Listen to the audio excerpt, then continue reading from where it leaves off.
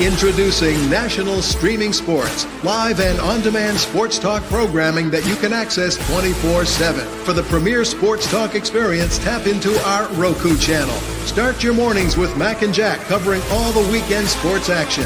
Then pour a cup and enjoy all the sports you can drink on the Coffee and Sports podcast. At midday, talk sports from east to west on the Coast to Coast podcast. Followed at night by some hot girl talk with Prim and Proper Sports featuring Sonja Pearson. Talk boxing on the Gloved Fist.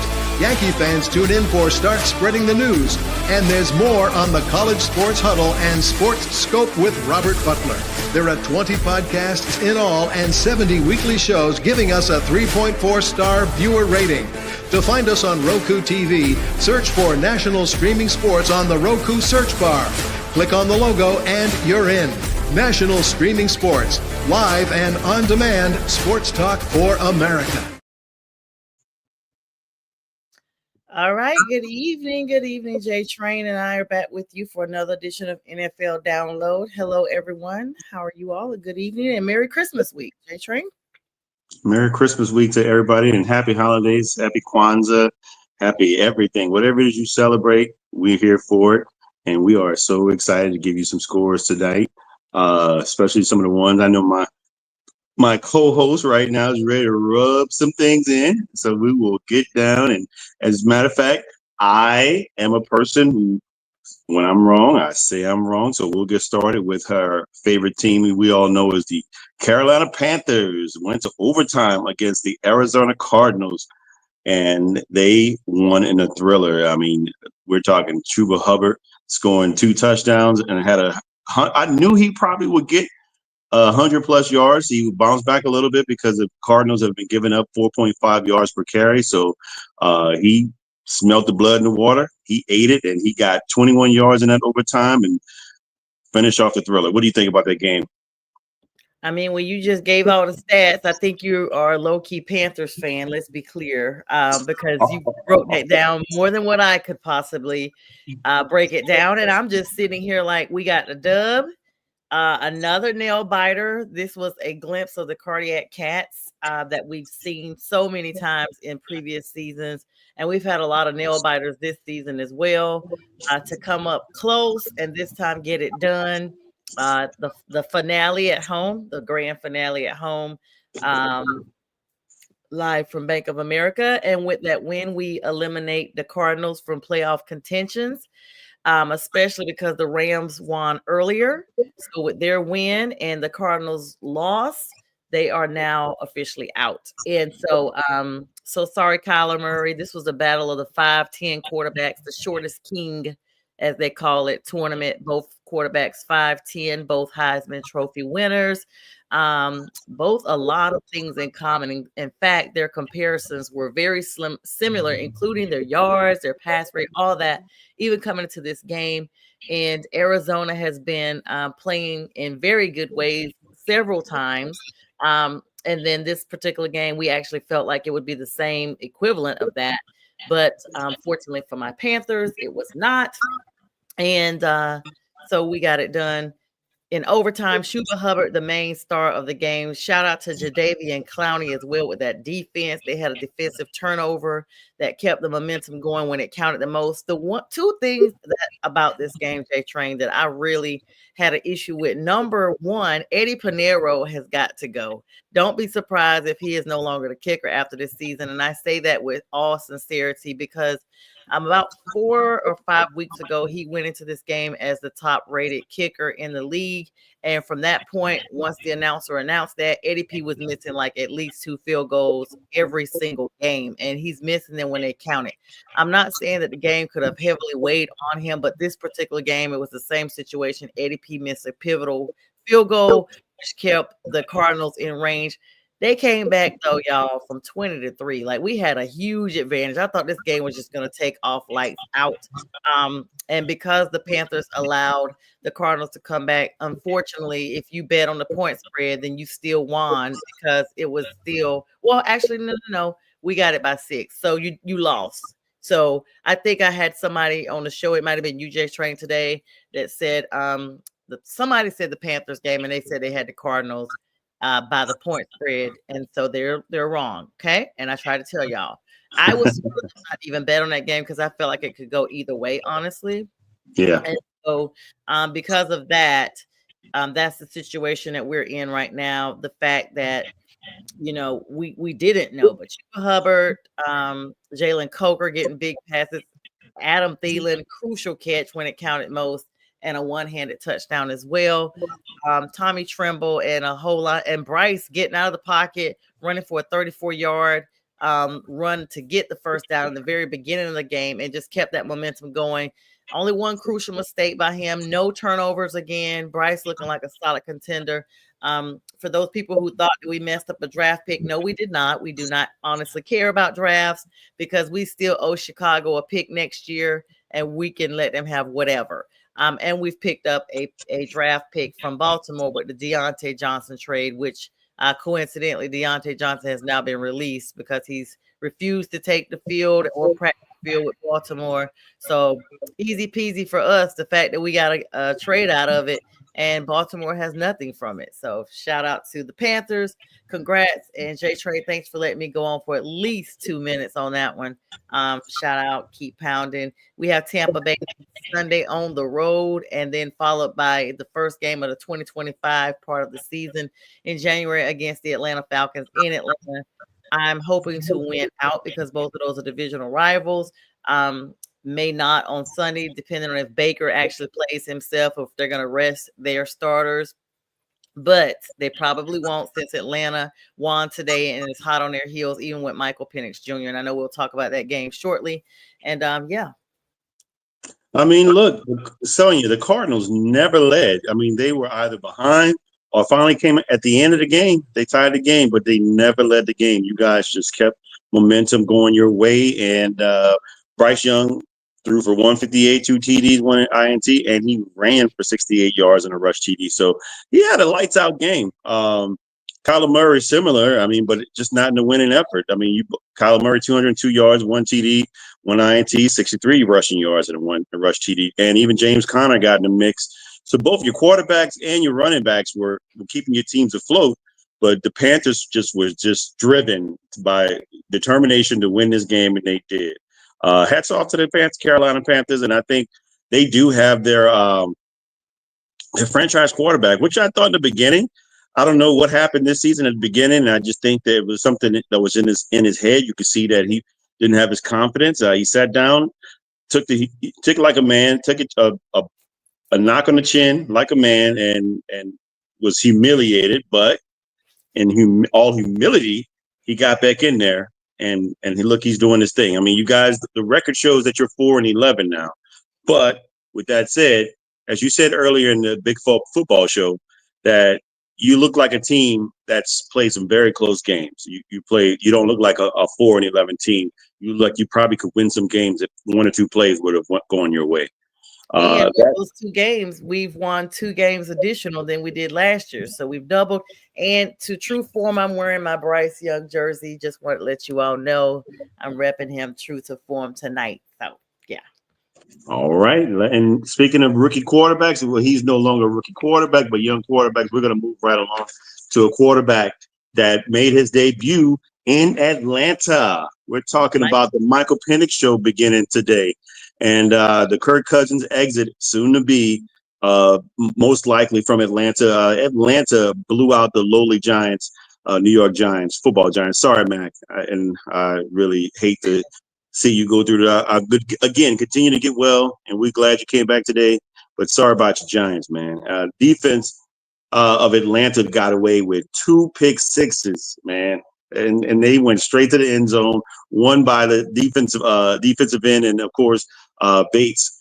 And he's having another stellar year. He's probably gonna be all pro again.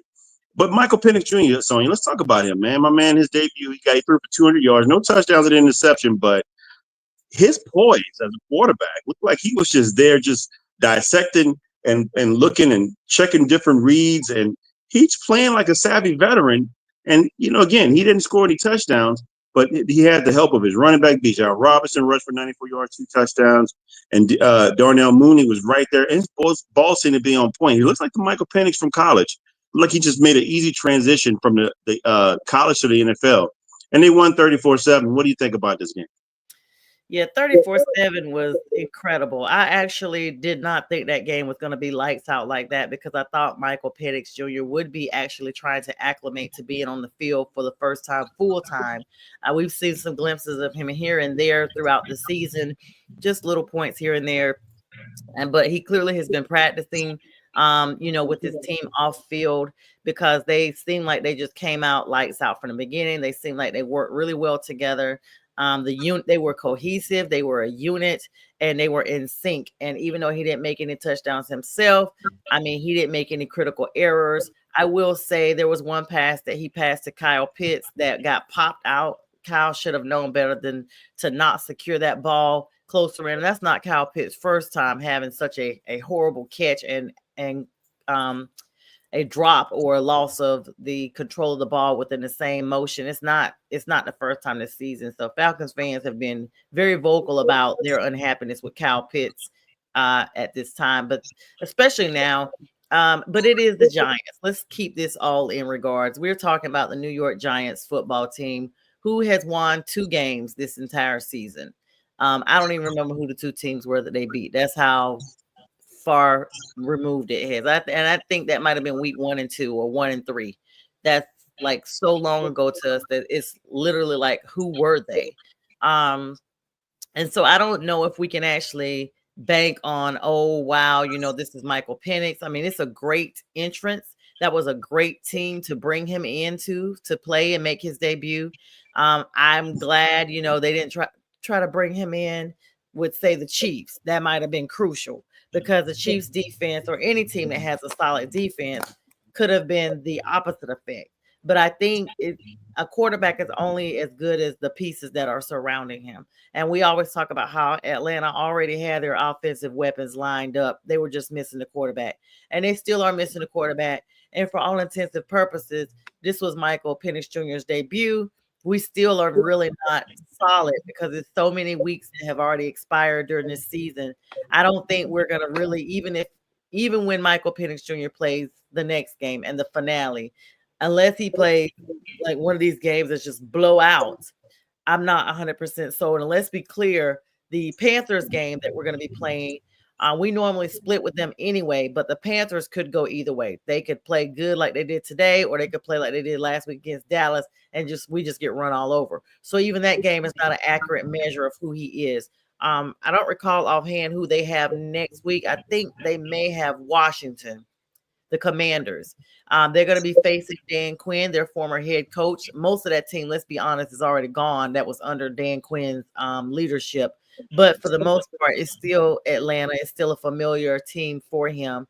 And so I think that game is going to be a good indicator of, is Michael Penix Jr. the actual franchise quarterback? Because number one, he's playing a good team. And number two, Jaden Daniels himself is also a rookie with him. They came in the same class together. And Jaden Daniels himself has been playing lights out. So that's my thoughts on that game and the whole Michael Penix Jr. debut. Well, I do have one more question about Michael Penix Jr. for you, and I want to kind of put something out here and then see what you think about it.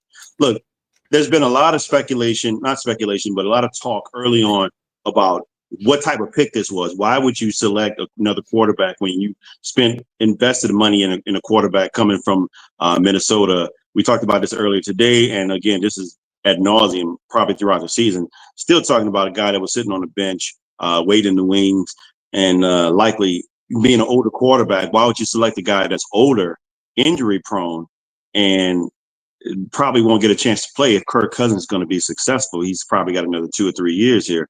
But no one could have predicted, besides yourself. You mentioned that you thought Kirk Cousins wasn't going to make it throughout the season. But no one could have really predicted that Kirk Cousins would last this long or have such a breakdown. I mean, I don't think anybody thought that he would not throw any touchdowns in the latter part of the season and throw that many interceptions, as accurate as he is or has been during the regular season. With that said, Michael Penix Jr. was a number 8 overall selection. What do you think the future is for him going forward at this point now? And what does this mean for Kirk Cousins. Is he out fully next year? Because again, remember we mentioned earlier on the Big Football Show that $10 million is owed to him by the I guess by the deadline of when it's time to let somebody go March. in March. Yes, by either the trade deadline or when you have to let somebody go. $10 million will be owed to him. He's already collected $90 million. Again, he's robbing banks. He's got his mask on. He's going throwback to Jesse James and Billy the Kid. He's robbing stagecoaches because man, $90 million is a lot to take for 1 year, for one whole year, not even a whole season. He's not even playing the whole season, and most of it was, I mean, the latter part of it was pretty bad.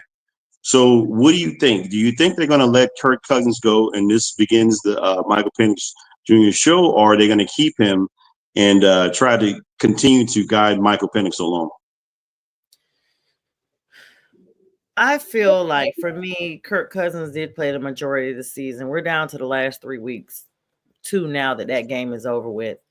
And he's played all the other games. So his money is due to him, no matter what his performance was. They owe the man the money. I was trying to think of the team that we saw a veteran come in. I guess it would kind of be akin to when Russell Wilson was with, he's with Pittsburgh. And for a little bit, we saw Justin Fields play. We started the season off. It looked like a drama fest, but now we see Russell play. I would like to think that with all that money that they spent, that Atlanta would do the same. In fact, today, let's just go back. We remember when Kirk Cousins first found out that they were drafting a quarterback. They literally called him from the draft, like, "Hey, by the way, you're gonna see it on TV. We're about to take a quarterback." And he literally said he was surprised. Like everybody was, like Falcons fan, everybody in the world that saw that was like, "What? You're paying him like I think it's $140 million." And I thought a lot of that was guaranteed. So that's my second part of that. Like, if this is guaranteed, so you're not just getting $90 million for this season. You might not get that bonus, but you can go home in March and collect the rest of this money. Like Monopoly, pass go. I'm sitting down, and I already got my money. Like, I'm done. And so I want to say that. But then another part of me is like, please, Atlanta, don't be that unintelligent. I'll say that. Don't be that unintelligent to waste such a big investment. Flip-flop the role. Let Kirk still be there, kind of like Andy Dalton was with Carolina. Let him still be there. Let Michael Penix do his thing. Be there as the backup. At this stage of your career, it's probably you are having an abysmal performance at a minimum. So for you to do that, everybody can't get the spark reignited like Russell Wilson has been right now. And it comes down to the team. If you've been to 2 teams and you see that it's a gradual decline, then it's probably time for you to kind of accept the backup role and just keep your coins coming. Just enjoy getting dressed up and not having to get dirty on game day and just being on standby in case you're needed. Now, they could go in a whole different direction, and I think that would be foolish because that would mean you still don't really have your quarterback position solidified. Because say they do get rid of Kirk Cousins and all you have is Michael Penix Jr. and they got like some third stringer that nobody ever knows who his name is. And so then what happens if Michael Penix Jr., God forbid, gets re-injured or his performance starts, sucking? Because I think the whole problem is these big commitments are made premature of the performance of what these players actually look like. I know in the beginning it's a gamble anyway, but that's why they get rookie contracts. They don't come in making millions of dollars off the rip because they're acclimating from the college into the NFL. So if that's already happening, there's no way for them to be able to say, okay, we're forking out money like this. Now, I mean, let's be clear. Arthur Banks does have long money, like old, as they say, old money. When you have old money, that's like you just got money for forever. You got the U.S. Mint in your backyard. But I just don't see them doing that. And for the other reason, it's going to really start working on the morale of the team. Once you're going through that many quarterbacks, it just at some point starts to weigh on the morale of the team because now you got to start making plays around this specific player and what their capabilities are. And it could just kind of decline the potential of other players around. Okay, yeah. Look, I think they're going to probably, my opinion, they're going to let him go before the deadline and next season. Next off season, excuse me. And they're going to get maybe a bridge quarterback, somebody to come in, and it's probably not even going to be a bridge quarterback. Somebody compete with Michael Penix, but mostly to back him up. Because I think at this juncture, you got the rookie.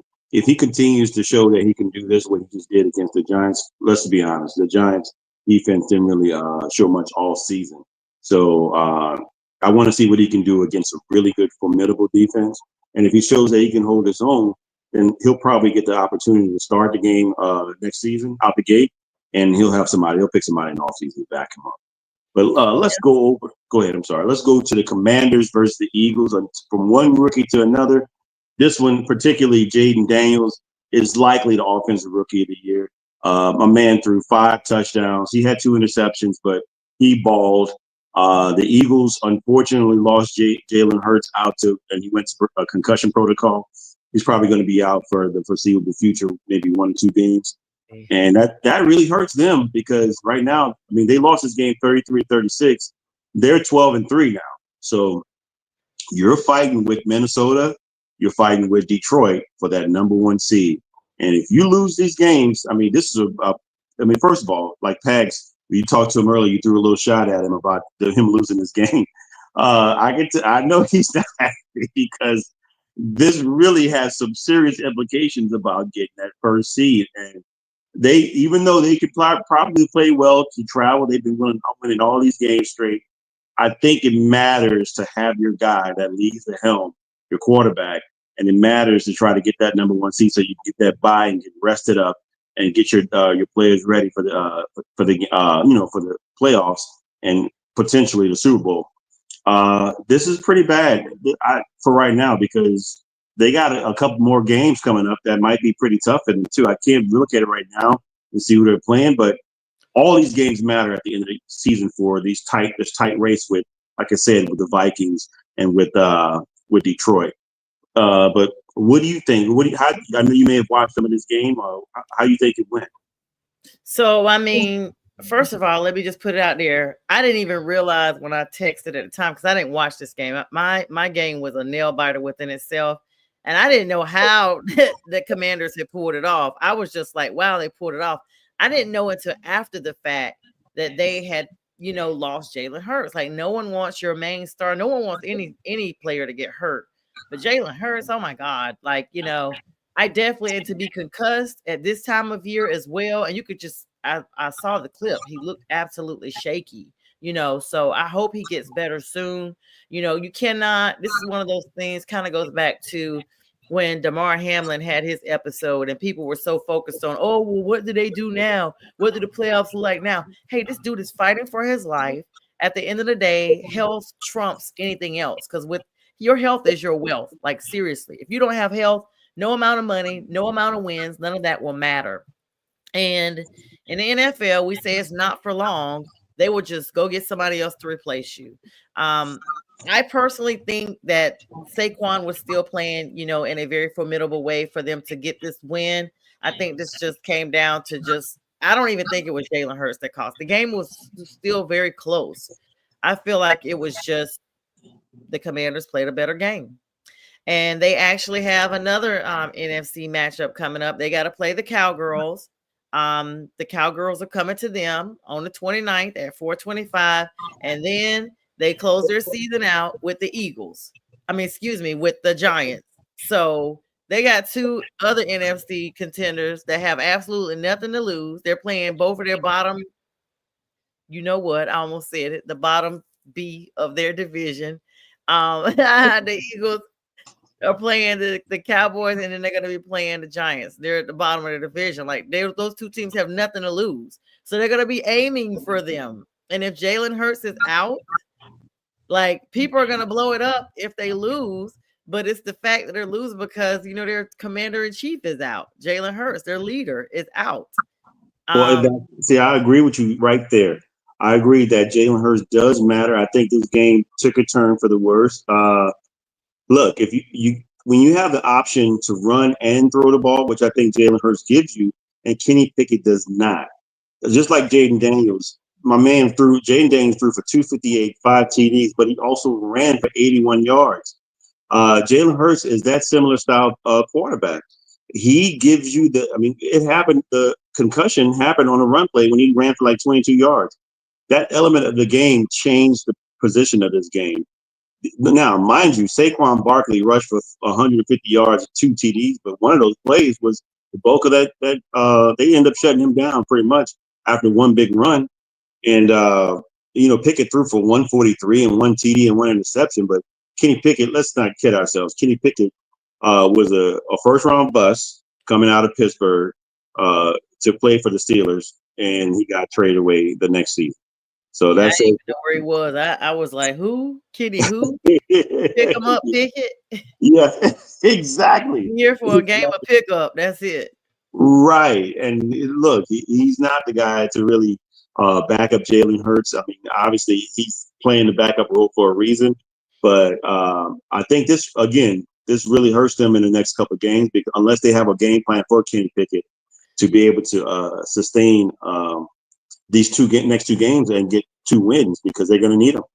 I mean, can't they call Nick Foles up? Pags, y'all got Nick Foles. Call him up out of hunting somewhere. Carson Wentz is not available this year. He's down in the West playing for somebody's backup. He's the Chiefs' backup. Yeah, Chiefs. So maybe y'all he's trying to win another championship. Right. Well, let's move on to the next game. We got the Bengals versus the Browns. Who they? Not who that, like New Orleans, but it's who they. And who they is the team that has one of the best offenses with one of the worst defenses. But the defense the past couple of games have not been giving up many points, and albeit by 2 teams that are under 500. But they won 24-6 in this game. And Joe Burrow's doing Joe Burrow things, throwing 252 yards, 3 TDs, no interceptions. Jamar Chase 97 yards, 1 TD. T. Higgins 58 yards, 1 TD, and Chase Brown ran for 91 yards. That offense is just lighting things. They are always on fire. It's just that their defense gets burnt. They seem to be getting caught on fire.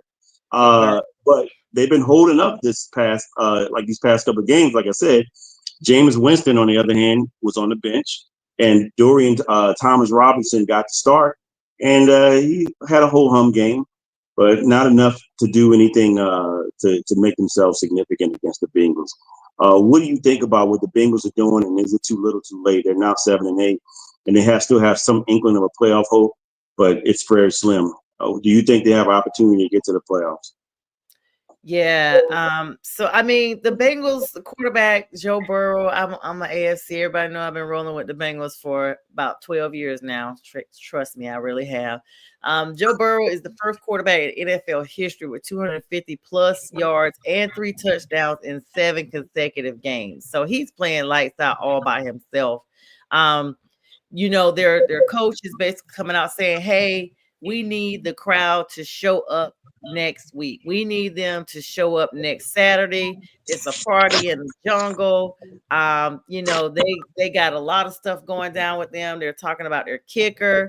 The kicker from the Browns, Dustin Hopkins, missed his lone kick in the loss. I mean, I don't know if a kick would have really made that much of a difference overall with a 6-24 score. But I mean, this thing is just off the chain. They even had like a pizza contest where a Bengals fan won an entire stadium free pizza. Like the whole stadium got free pizza because of this field goal. It was a 40-yard field goal that they banked on, and as a result, the entire stadium got pizza today. I mean, anytime you're starting like literally just give food away like that, it's like you're having fun, you're enjoying it, the sport. 7-8, I think they're dangling in there. They're not officially eliminated yet. Zach Taylor is really working with them to try to keep them balanced so that they can try to proceed, forward. There's no measure with them against the Cleveland Browns, who are 3-12. That whole first and second quarter, like the Browns were scoreless all the way up to the third quarter, where they finally got their lone touchdown. with no extra point conversion, and then no more scores the rest of the game. Whereas Cincinnati scored consistently the entire game, with the exception of the third quarter. And I think that would have been the pivotal quarter that the Browns thought they had a chance to come back. They're both in the AFC North, both divisional rivals.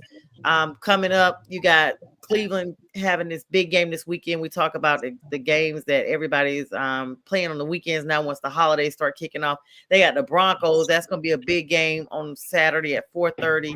And then they wrap up with the Steelers on January 5th. So both of those games are pivotal games.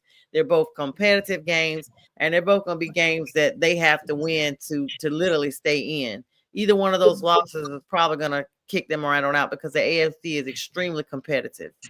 So those are my thoughts. And good luck, Joe Burrow and Houday. I don't know what to say about the defense. And I still stand on saying, ever since they got rid of Mixon, it's just been different. I don't understand why he is in Texas at all.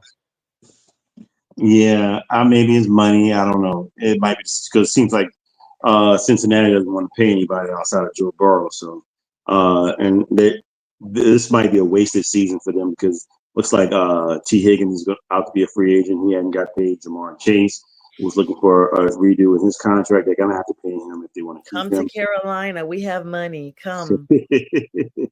Look, T. Higgins is going to be and I'll be honest with you, he's going to get overpaid because he is the second wide receiver. He's not a true number one. Yep. And his numbers have never been really that good to me. To me, he's going to get paid the same money as what Brandon Ayuk got paid. I just hope he doesn't get hurt like Brandon Ayuk. So, yeah, but he's going to get that money, that type of money, and somebody's going to pay that. I just hope my team doesn't pay that, this New Orleans Saints, because they could use a big body receiver like him, but we probably can't afford to pay somebody like him. But, yeah, hats off to Houday, and I hope that Carolina – excuse me. Yes, Carolina. I hope you're doing what you do. But I hope that the Cincinnati Bengals continue to do what they do and then have an opportunity to get in the playoffs. Look, let's move on to the Titans versus the Colts. What a mess.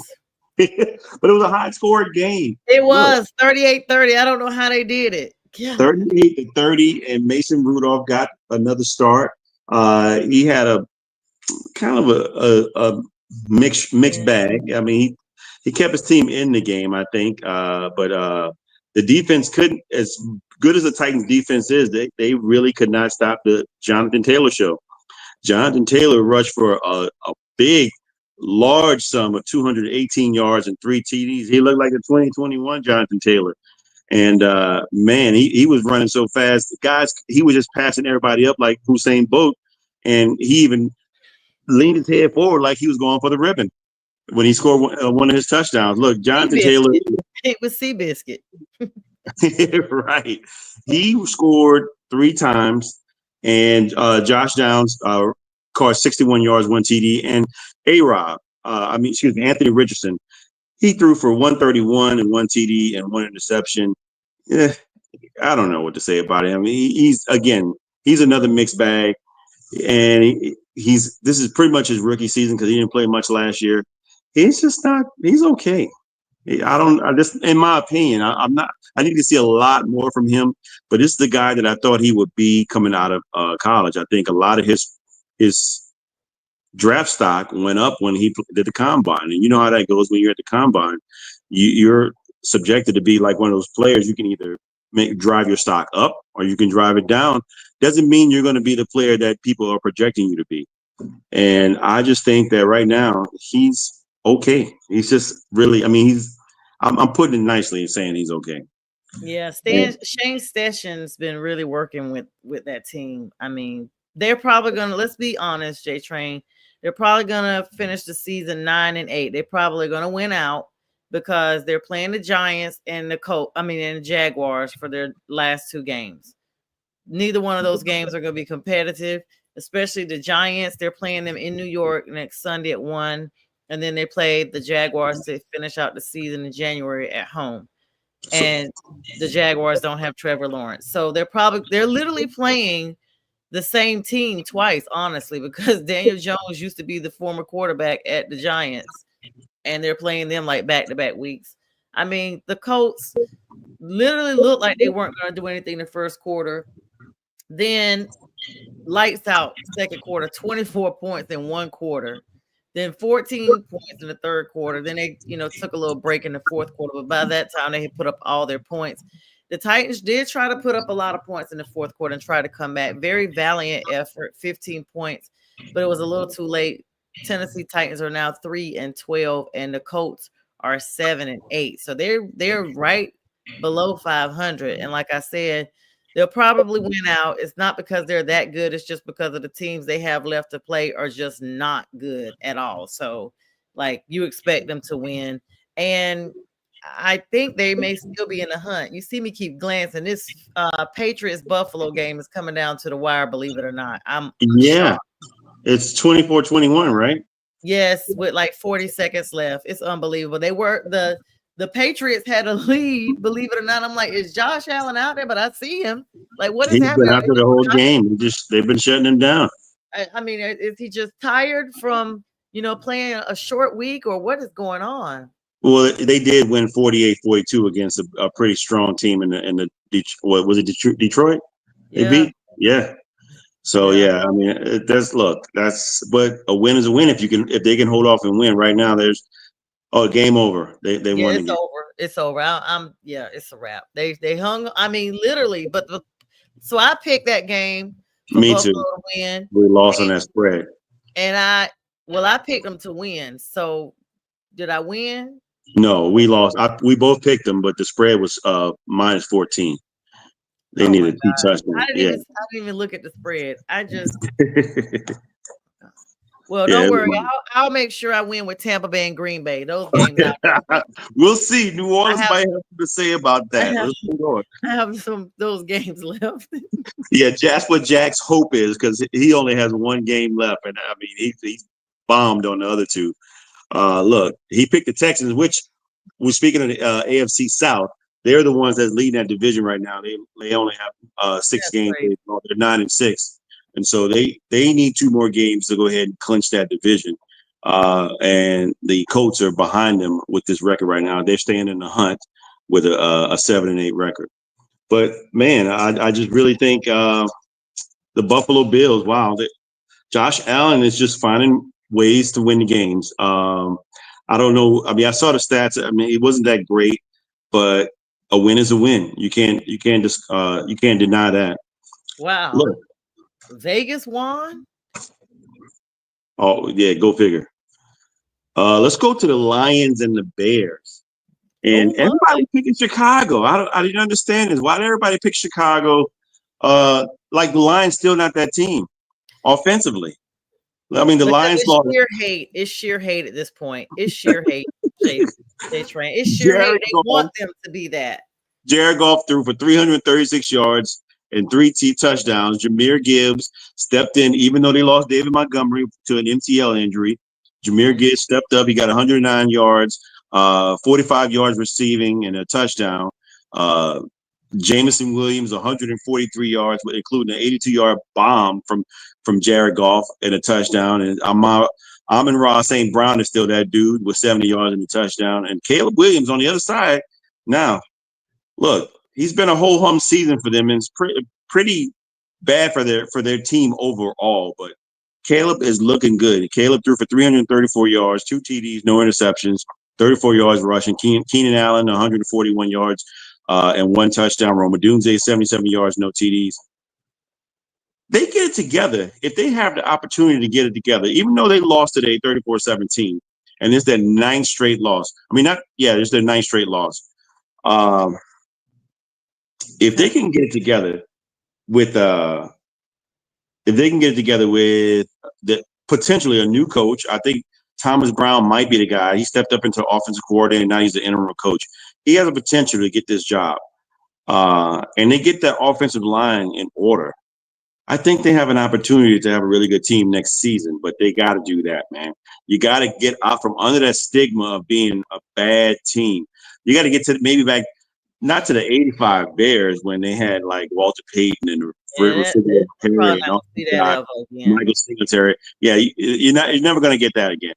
But you don't need that. What you need is what they had was stability. They had organization. They had from top to bottom, everybody in line, knowing their roles. Nobody like Tyreek Stevenson doing some dumb things, on that started their losing streak. It's just a lot of things that need to be changed in an organization. But let's flip back over to the Lions. Why is everybody doubting the Lions? The Lions are still in the hunt. They're 13-2 right now. The Eagles lost, so they separated themselves from them. The Vikings are the only team that's really on their tail. I don't know what happened with the Vikings game. Can you tell me about that? Yeah, so it's sheer hate, honestly. And today's classic fake fumble play was the best. I mean, that to me just kind of took whatever air that the Bears had left in them and just removed it like right away. That play was amazing. And like you were saying, Caleb Williams not only was ranking really high with his passing yards, but also his rushing yards. Detroit is not like, they are formidable to be all the way. Like, the only reason why we talk about Detroit in a way that's more competitive is because the NFC North, the division they come from, is extremely competitive with the Vikings dead on the hill. Sam Darnold and them are playing absolutely lights out. And let me just see real quick here. Sam, like I said, Sam's been playing lights out. We talk about players going to different teams and just getting much better than previous teams they were with. And the Lions actually beat the Vikings the last time they saw them. They actually beat them last Christmas Eve as well. And so this year, though, the Vikings, like, you got to think, last year the Lions were 11-4. They had lost a couple more games than what they have lost this year. I mean, the season's not over, but for this time of year, they were 11-4. They've just gotten better. And so when you look at the Minnesota Vikings from today and you see how they're playing lights out, they're just basically letting everybody know, hey, we're not going anywhere. Just like when the season first started, everybody was saying that the Vikings were going to be that team and the NFC North as a whole was going to be that team. The Vikings are 13-2. I mean, they had a nail biter against the Seattle Seahawks today, 27-24. But Seattle's still trying to win to stay in. They're only 8-7, but they still almost beat the Vikings. So we talk about this any given Sunday. It could be anybody's game, anybody's day. That was a very close game. And the fact that the Vikings have the Packers coming up on Sunday, a divisional game that they have to win. They have to win. And then they got the Lions. This is a mess. Whoever created this schedule, they said it's AI. They knew what they were doing. Mess. This is a mess. You literally have the two teams that they have to win out to stay where they are, playing them consecutively. This is hilarious. This is laughable. This is why football is exciting this time of the season. I'm loving it right now. We got an MVP race going on between Lamar Jackson, Saquon Barkley, with Josh Allen, man. And it's down to the race because all three of those teams are in super playoff contention, meaning they're all Super Bowl contenders. We also got the Vikings right now. The Vikings, Sam Darnold. I'm not saying he's an MVP candidate, but his team is in Super Bowl contention. Believe it or not. I mean, this is a team at the beginning of the season I pegged to be at the bottom of the NFC North. But here they are fighting for the top of the food chain. And they won 27-24 against the Seahawks. And Sam Darnold still is showing that he's that dude right now. 246, 3 TDs, no interceptions. He's very efficient, yes. And then with Geno Smith, he threw for 314. He threw for 3 interceptions. 3 TDs, but 2 interceptions, two costly interceptions. And they're fighting for their lives in the NFC West in a tight NFC West right now. And I just think that right now, look, I think that it's going to come down to the wire. These last 3 teams that you just mentioned, especially the NFC North, yikes! It's going to be exciting. I want to see who I think if I had to use my intuitions, Sonia, if I could, my spidey senses, I think the Lions will win by the skin of their teeth the division. And I think that the Vikings, again, this Vikings, like me and Keith Engel from what's Keith Engel's show? I like to send a shout out to his show. TGI Sports. Yeah, TGI Sports. we like to say that the SEC cannibalized itself. I think the NFC North is the SEC of the NFL. They're going to, with these last few games, they're going to cannibalize themselves, and only one team can come out on top. But the other two teams still will make the playoffs because they're just that good. But one can get that bye, and it's unfortunately for the Eagles, they can't get that bye now because I don't think they're gonna. I think they're gonna lose one of these last two games because Jalen Hurts is gonna be out. Yeah, and what's good to Almighty Finesse? He says, "Yippee, they get the first pick." I think what is that? New York? Yes. Oh, because Vegas won. Wow. Wow. Yeah, people are fighting to be the worst. The first shall be last, and the last shall be first. Well, look, I like that. I like that saying a lot. I know where that comes from. True. Yes, but they're trying to get Shador Sanders, or they're trying to get Travis Hunter. One of those two guys is going to be the number one pick. And fortunately for that team, they're going to be a game changer for them. I think both those players are good. A lot of people not too high on Shador Sanders as a quarterback. I disagree with that. I think Shador Sanders has all the talent in the world. He's working with Tom Brady too as well. You don't have somebody like that working with you if they don't see potential. You don't think that somebody like, even though Deion Sanders has a major influence, but I watch Shador Sanders. I watch his game. He processes at a high level, and he can play the game at a high level. I think once he gets, and he showed that. Look, I didn't believe in him when he was coming out of high school with his father. When he got to Jackson State, I said, let me see how this kid plays, because you know all these top great players have sons that play, and they don't pan out. But this kid is panning out. He's finding his own lane. Even though his dad's the coach, he's monitoring him, he's coaching him. He's just as hard on him as he is anybody else. And this kid he's tough as nails. He can play the ball. He can stand in the pocket, take a hit, and he can process and slice your defense up like a cake. I think he really is the number one quarterback in this draft, even though it's not saying much with the quarterback. 2025 is not as good as 2024 quarterback draft stock. Yeah. And I will say, if Tom Brady's working with him, Tom's going to have to release working with him if he's trying to come to the Raiders, because Tom is part owner of that franchise and he cannot have any dealings. So Tom, I don't think he's still working with him anymore, but he has worked with him. Yeah. Yeah. So if he has, we don't want to have a tampering incident. So, that's right up his alley. I'm just saying, and people could say, oh, sign an NDA, so that way you never disclose. That's the way to protect yourself. Tom is probably still FaceTiming him and everything. I didn't put two and two together. I think everybody was talking about the connection with Antonio Pierce, but it's likely a connection with Tom Brady going to that team. Yep. I've been thinking that. I just haven't really vocalized that until now. Just like, I remember Tom told him a long time ago, stop doing your sales and all your little clicks and likes stuff. He was doing all this merch that he was selling during halftime. And I just thought Tom was just giving him, some solid advice. I didn't know he was like mentoring him. But now that's coming out, yeah, Tom, you're a part owner of the Raiders. That's what the connection is. Yeah, this was long before Tom became a owner of the part owner of the Raiders, but it's strategic because he already had the money. So even though he may not have been on the books as the owner, Tom did not just wake up one day and say, oh, I'm gonna be part owner of the Raiders, because he could have picked any team to be part owner of. He strategically picked the Raiders. He probably got some stuff going on with gambling too, some little investments. Yes. All right. So now let's move on to Buffalo and New England. That was a very tight, closely contested game. I wasn't expecting that. The spread was -14 for Buffalo. It didn't happen. But Buffalo, again, in a short week, they still got the win.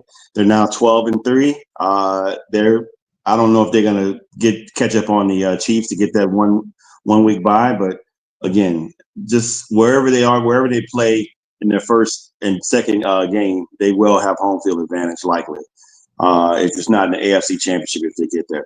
But with that said, I like the Bills. I like Josh Allen. I think he's an MVP candidate. There's potential that Lamar Jackson or Saquon Barkley, whoever wins this, I won't be mad at it because all three are playing lights out. But This game is I like to ridiculous. see Josh Allen get it because his team looks like I pegged them to be at the bottom as well of the AFC East, and they totally flipped my mind and looked to see what they're doing right now is just unprecedented because they lost a lot of their players at the beginning of the season and last off season, and they're still good. They reloaded and they're really good, and a lot of that is a big part of Josh Allen's play. Yeah, I mean, this game literally on paper, the Patriots played the better game. Drake May had 260 yards, 2 touchdowns, and 1 interception. Josh Allen had 154 yards, 1 touchdown, and 1 interception. So the quarterback comparison, Drake May look like he was the better quarterback for today. The rushing yards, Ramondre Stevenson had 60 yards for the Patriots. James Cook had 100. They both had like 11 and 12 carries and 1 touchdown apiece. But Kayshon Boutte, the receiver versus James Cook, had more receptions, more yards, 95 yards, 1 touchdown, whereas James Cook had only 25 yards and 1 touchdown. This game really came down to the wire. And like I said, on paper, it looked as if, the Patriots, if we were just looking at this and didn't know the final score, we'd be like, oh, okay, wow, the Patriots won. Look at the stats. And they didn't. And so it just goes to show you that these teams, I mean, we really can't call that. You could call a rookie quarterback Drake May versus MVP candidate Josh Allen. And so we just don't even know. And thank you so much for that, Almighty Finesse. Yes, he is. And I'm wearing his jersey. Shout out to the Panthers. Anybody that ever comes on here and gives Bryce shout outs, as long as I'm on here co-hosting, everybody probably gets sick of me on this platform because I'm going to go right on back and plug the Panthers again. Thank you. Yeah, shout out to Bryce Young, man. I pegged him to be a Drew Brees type quarterback when he came into the league. Ooh, that's a big, tall order. I hope he is. Let me say, Drew Brees wasn't Drew Brees before he came into the league. It took a lot of hard work and determination. There was raw talent there. And he was great at Purdue, but he still had, when he first went to San Diego Chargers, he was okay. He wasn't great. He wasn't great until he got with Sean Payton. He got better as he went along with the Chargers. But then when he went to New Orleans, I think the sky was the limit for him. And I think the sky's the limit for Bryce Young. If he can get somebody in there, I don't know. I'm not Tepper, but what's the coach's name? Canales. If he can work with him and get him going, I think there's a lot of talent there. Build around him, get him some. I mean, look what he's working with and what he's doing with the players that he has. I mean, so if you can get him somebody, one particular receiver that's there, that's like a lights out receiver, a dominant number one guy, man. It's all over, and I hate to say that because I'm in the NFC South with this team, but I like Bryce Young, and I think the potential is there. So shout out to all these close games that we've been having too. The last time we were like that, the very next season we went to the Super Bowl. So I'm telling everybody right now, okay, next year is 2025. We went to Super Bowl 50, 25 and 25 is what? 50. Watch, holla at us. I'm into numbers. Holla at us. And I'm turning 50 next year, too. So we definitely going. What up, though? So the Raiders beat the Jags. We don't really have to go into that game except that we know that the Raiders do no longer have the number one pick. Yes, and the 19-14. And so, but they still up there. They probably have the number 2 pick. And the Dolphins beat, handily, the 49ers. 49ers have really just fallen off the map. Yes. I mean, I think, look, another reason is not having the true blind side in Trent Williams. Trent Williams is a dog on the left side. Christian McCaffrey was out? Christian been out. Oh, I didn't know that. Okay. Christian been out for about 4-5 weeks. He's out for the season. He had some issues with his some injury that's akin to Achilles. His calf again? No, I know he was out. Did he come back from that? I know he came back from that, but he went out again? Yes, he went out again. Oh, I'm a double check. I know he ain't on the list for playing today. okay. I remember when him going back I'm sorry, out. I missed that. I can't believe I missed that. Yeah, that's why. Let me just double check because that's the last I heard. That was, I don't know, a long time ago. Let's see. Yeah, people's actually asking, why isn't Christian McCaffrey playing for the 49ers and the Dolphins against week 16? They're saying that yeah, the top receiver, this actually came out yesterday. People are saying they expected him to be back. Let me see what they're saying. To make matters worse, the offensive player of the year, they've been out without Brandon Ayuk and without Christian McCaffrey. And Mason Yeah, didn't have any stats either. The guy that replaced him, Mason, wasn't even on the charts. No wonder they had yeah, problems. McCaffrey suffered a posterior cruciate ligament injury in week 13 against the Bills, Oh, which will keep him out for 6 weeks.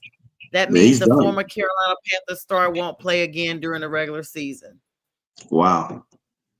Yeah, He won't play again. I thought They're that not going to the playoffs. They're not going to the playoffs. nah, Mr. Irrelevant is definitely where his name is, Mr. Irrelevant. Brock Purdy, man.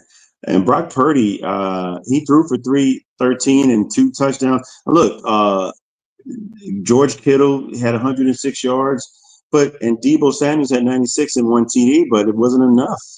It just wasn't enough, man. I think Almost doesn't injuries count. Jack said, "Look, everybody's got injuries, but when your team is critical with playing, Jack gonna have a lot of excuses for everybody. I mean, he's gonna be mad at everybody else because his team is supposed to do something. The Jets, I don't even want to get into them losing 19-9. Just say they lost, and we knew they would lose. With Aaron Rodgers at the helm, they're gonna continue to lose. It looked like they was positively playing the first quarter, and I hope you're watching, Jack. We knew they would lose. They're going to lose out the rest of the season. Thank you. While you're talking about Panthers being, I don't mean to talk about the Panthers, but Sonja, they're nothing. They're nothing. Your Jets are nothing. They're jetted up out of the league. Thank you, I Jack. mentioned that coaching is everything. Now, Rodgers, if he said Rodgers was the coach, look, He is. He wasn't going to outthink Sean McVay. As much as I think the Jets have the better pieces on the field. Puka Nacua and Cooper Kupp and Matthew Stafford and Kyron Williams all fall under Sean McVay's rule. I mean, Sean McVay knows how to run that team, and they're in the lead right now for the NFC West, and they're going to win that division if they win these next 2 games.